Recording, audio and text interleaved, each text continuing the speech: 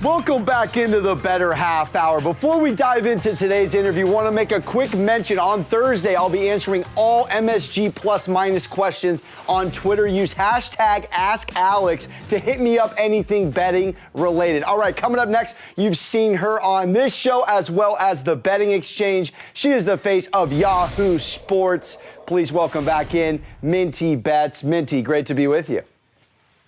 Thanks. Great to be here. I missed you, Alex. It feels like it's been a really long time. I know. Let's debrief real quick on the March Madness Thursday through Sunday. How'd you do? Are you still standing? I got crushed, but I did okay the first couple days. Sunday, not so much. Yeah, so bracket was busted after day one, but I actually didn't fire on a ton of college hoops this weekend, and I'm glad I didn't because round one, I only won on Tennessee minus 17.5, but I lost San Francisco, lost Virginia Tech straight up, lost UAB plus 8.5, and I laid off on round two, but I'm super ready for Sweet 16. I mean, these have been some really fun games to watch. Yeah, one of the biggest surprises was the St. Peter's team right out of Jersey beating Kentucky. Are you more shocked that they beat Kentucky outright or that they handled Murray State and they're going into the Sweet 16 with a ton of momentum? I think the fact that St. Peter's is still winning is the more surprising factor here, but going up against Purdue is not going to be easy. I mean, Purdue has a huge size advantage on St. Peter's, and they've got an elite offense as well. The Peacocks are big underdogs here, and they're the Cinderella story everyone is rooting for, so I'm here for it. All right, 2 1 seeds that are still intact, Gonzaga, the #1 overall seed, and the Kansas Jayhawks. If you're looking at betting them either in the next rounds or on a futures perspective, which team do you think is the better bet? So I'll go with the futures perspective here, and I really want to go with the Bulldogs because I believe it's finally their time, but I think I might go with the Jayhawks instead. I mean, they've faced tougher competition, so they've had a better strength in schedule. Their offense carries the team, even though defense lacks just a little bit, and they have a lot of experienced players. KU to win it all has a much more attractive price at plus 475 compared to Gonzaga. And looking at the Sweet 16 coming up on Thursday and Friday, which matchups do you find the most compelling, and any thoughts on some value early in the week you've already thought about firing on or have? So the one matchup that I'm keeping my eye on, I mean, all of these are getting better and better, but I really love UNC UCLA. This point spread is so tight with the Bruins laying 2.5, which shows they're really good competition for each other. The Tar Heels have had issues on defense, but since March Madness began, they've been able to tighten things up. UCLA, on the other hand, possesses one of the best defenses in the nation, and they're great at shooting as well. This one's going to be a really close game, and this one is one of my favorite ones of the next round. I'm kind of leaning UCLA right now. I love UCLA as well. All right, let's shift to the NFL since we last spoke, Minty. A ton of movement, particularly in the AFC West. Your Raiders picked up a couple key pieces, including Davante Adams. Broncos got Russell Wilson. Chargers got Mack and J.C. Jackson. How do you look at this AFC West and then all things NFL quarterback related? And we saw Matt Ryan get traded this morning as well.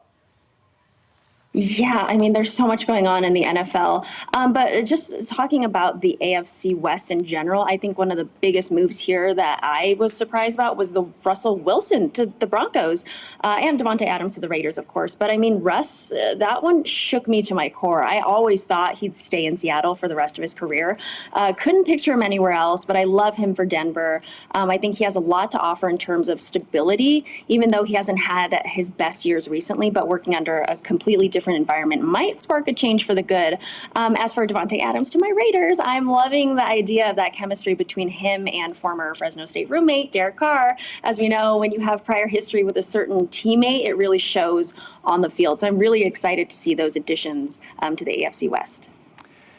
And two particular quarterbacks that changed the odds, Watson to the Browns and Russell Wilson to the Broncos. From a futures perspective, which team would you want to back this early on, either to win the division or run the table in the AFC? So I actually like the Browns from a futures perspective, especially in a division where you have a potential Mitch Trubisky-led Steelers team, a Ravens team recovering from all sorts of injury, and a Bengals team that will most likely suffer from the Super Bowl hangover. Deshaun Watson with Amari Cooper, Peoples-Jones, Nick Chubb, Kareem Hunt. I mean, that could make some noise in that division. They're plus 160 to win the AFC North, so they are the favorite, but I feel more confident cashing that than the Broncos to win the AFC West at plus 250. Do you think, let's switch to the NBA now, going really around the sports world, that this Steph Curry injury to his ankle, it's going to affect the Warriors, not just in the regular season, because the seeding may change if they don't win and hold off that 2 seed that they're going back and forth with the Grizzlies on? Are you weary of firing on them right now? Are you going to wait till he's back? Yeah, absolutely. I would not fire on the Warriors yet. With Steph out, I do think their chances of just winning a title are a lot less likely.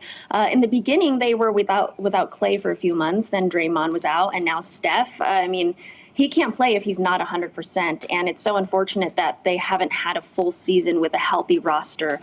They have some easy opponents for the remainder of the season, but they also have some really tough competition as well, like the Suns, Heat, Grizzlies, and Jazz. So we'll have to see, but with the guy averaging the most points per game on your team gone, it doesn't really look good for the remainder of the season.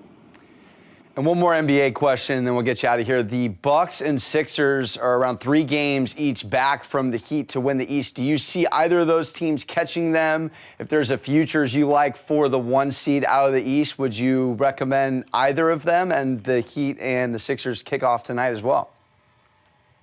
No, I really like the Heat to win the East. I mean, they already clinched their division. They're an extremely consistent team. Everyone likes the Nets and the Sixers for the superstar factor and the Bucks for Giannis, of course. But Miami is a silent team that'll sneak up on everyone. I mean, they've got depth. They're great on both sides of the ball. And it sounds cliche, but they have motivation. I mean, they've made it far before, and they have the drive to make it back. So I don't like any team but the Heat in the East.